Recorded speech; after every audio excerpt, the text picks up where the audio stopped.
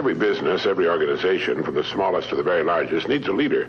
They have their committees, their echelons of command, and perhaps a widely dispersed group of semi-autonomous divisions. But the overall company and each of its divisions must have strong and able leadership. Contrary to popular belief, you do not raise morale in an organization. It filters down from the top. The attitudes of the people working in any organization will always reflect the attitude of the leader. And finally, this leader will always be found to be just one person.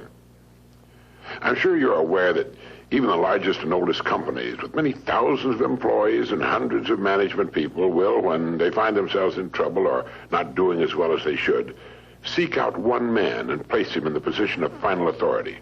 The whole company, the board of directors, and perhaps thousands of stockholders all look to this one person for leadership and success.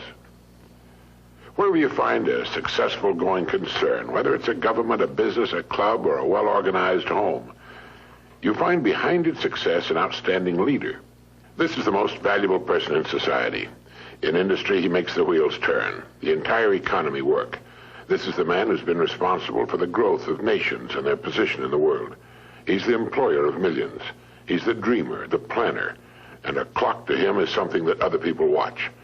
You'll find him working early and late, and when he's not working, he's usually planning. Back during the Depression of the 30s, the phrase most often heard by employers was, "I'll do anything." Millions were unemployed. Thousands of business firms had closed their doors, and outside employment offices, long lines of people stood waiting for any kind of work. It was during this time in Long Beach, California, crowded to overflowing with thousands who had migrated there looking for work, I know because I was a kid there, that a man I knew made an interesting discovery. He found that he could go to work almost anywhere he chose. Now, amazing as this may sound, it's true. It dawned upon him one day that the business establishments of various kinds were just as anxious to succeed as were the people looking for work. The owners and managers of these businesses were worried and concerned over the hard times which had descended upon the country. And a great many of them were looking for someone to come to their aid, the person who would somehow show up and solve their business problems. But all they heard was people asking for work and saying, "I'll do anything." These people were asking for a paycheck from a man who was very likely teetering on the brink of financial ruin himself. And so signs appeared in windows all over the land, reading, "No help wanted." This was a negative form of advertising, and while it kept the plaintive hordes away from the door, it also hurt business. Well, this friend of mine decided to become a part of the solution instead of a part of the problem. And his method was simple, and it worked like a charm. He selected the kind of business he felt he would like to work in and in which he could build his career. He then devoted a month to finding out all he could about that particular business. He talked to other people in the same line. He heard their problems and what they felt was wrong. He talked for hours, asking questions about what they felt was needed and so on. He went to the public library and read everything he could find on that industry. And then he began to think of ways and means by which this business might be improved. When he was ready, and finally made his call on the company for which he decided to work, instead of asking for a job, he said something like this: "I believe I know of several ways in which your business can be greatly increased, and I'd like to talk to you about them." Well, here he was, selling the one thing on earth in which his prospect was most interested. The fact that he now knew a good deal about the man's problems permitted him to talk intelligently. And he took a positive attitude, expressed a willingness to pitch in and help the man put his business on a sound and profitable footing, and that's right, he got the job. Now, what had he done? Well, first he had specialized. He had selected one line of work and decided that was where his future would be. Now he had to prove himself, and he did. The best way for you to develop the security that lasts a lifetime is to become outstanding at one particular line of work. Look at it this way. Regardless of economic ups and downs, the industry of which that line of work is a part will continue to operate. It won't shut down completely. As long as you're in the top 5% of the people in that industry, you know you'll always be in demand. You'll be wanted and needed, not just where that industry is concerned, but where you and your family are concerned also. The man or woman who becomes truly outstanding at what he or she does has the world on a string. Here's the person of confidence and peace of mind. Here's the person who's quietly aware of his ability and intimate knowledge of his job in his particular industry. Ask yourself this question: am I now such a person?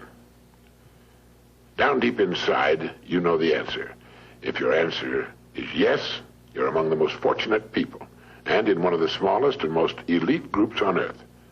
If your answer was no, it can be turned into a yes in a surprisingly short time. The first step is to make one really big and important decision. It's a decision the great majority of people never make, and suffer as a result. Failing to make this decision keeps a person from ever really getting on course or clarifying his goals. If you make the decision I'm now going to recommend, you can take a deep breath, give a comfortable sigh of relief, fix your eyes firmly upon your target, and go to work relaxed, comfortable, and sure in the knowledge that the success you seek will be yours. The great steel magnate Andrew Carnegie, when asked the formula for success, answered, "Put all your eggs in one basket, then watch the basket." Let's be frankly realistic. Who gets laid off work during an economic slump? Well, what gets thrown over the side when a ship is in danger of going down? Everything not absolutely vital to the operation of the craft and the safety of its passengers. And it's the same with a business or any other organization. With a corporation, its main purpose is to remain in business forever. As long as it remains in business, it can provide a needed product or service, protect the investment of those who have faith in it, and provide jobs for those who are vital to its continuity of operation. It's the duty of management to protect the firm and the people who depend upon it, just as it's the captain's duty to do everything in his power to keep his ship sailing. All a person needs to do is to make certain that he or she is a vital part of his business or organization. Those who insist on remaining spare gear must expect to be jettisoned when things get too rough for safety. Nobody, particularly the captain, likes to see cargo thrown over the side, but if it'll help save the ship, there's simply nothing else to do. That's why people are laid off. It has nothing to do with management and labor relations or personalities, and in the long run, it's best for everyone, since once smooth sailing has again been reached, additional employment can be made available. So each of us must decide whether we want to be part of the cargo or a member of the crew. It's said that millions suffer today from a malady called panophobia. Panophobia means fear of everything. It's an uneasy feeling, a feeling of insecurity that generally manifests itself as a sort of lump of fear that settles right behind the belt buckle, especially on Sunday evening and on Monday morning. And this extremely unpleasant condition is said to result from the unspoken but realized fact that we're getting credit for more than we're actually doing. It's the perfectly natural and normal understanding deep within each of us that there's something basically wrong about getting praise that's not earned, or if you're an employee, being paid for something you're not doing as well as you possibly can. Now, there's a simple cure for this malady. It's to throw ourselves not out of a window, but into activity, into our work. It's the decision to be worth more than we're being paid. Only in this way can we grow. It's overbalancing the scales in the service we give, knowing that our rewards must follow as a natural result. Now, anyone who will be honest with himself realizes that he's been happiest and most satisfied after having successfully completed a difficult job. You know, a leader is a person who can help others. A leader is any person who realizes the importance of becoming a bigger and better person with the passing of every day, week, and month. A leader takes the responsibility of his own growth. He's a planner, a thinker, a doer. Now, each of us can become such a leader in his own area of activity. It's not difficult, and in the long run, it's easier for us and on us than what at first may appear to be the easier of two courses. Simply fix your eye upon your goal, visualize it with every ounce of your being, and courageously set out toward it. Become a kind of sponge for information which will help you on your way. You don't have to waste years making the mistakes others have made before. You'll be surprised at how quickly you'll reach your goal. But don't be impatient. Know and have faith that what should come to you will come to you in the right time.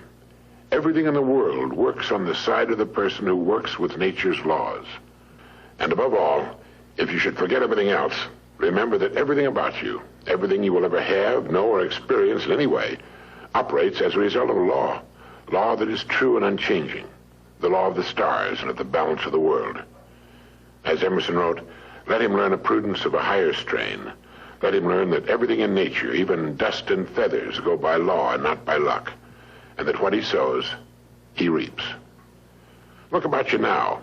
Take stock of your present situation, because it's nothing more nor less than the result of your past sowing. Are you happy with it? Is it what you want? Then you know what you must sow today and tomorrow and the next day, and in the sowing rest in the calm, serene, and cheerful certainty that having sown, you will then reap the rich results, the abundant harvest.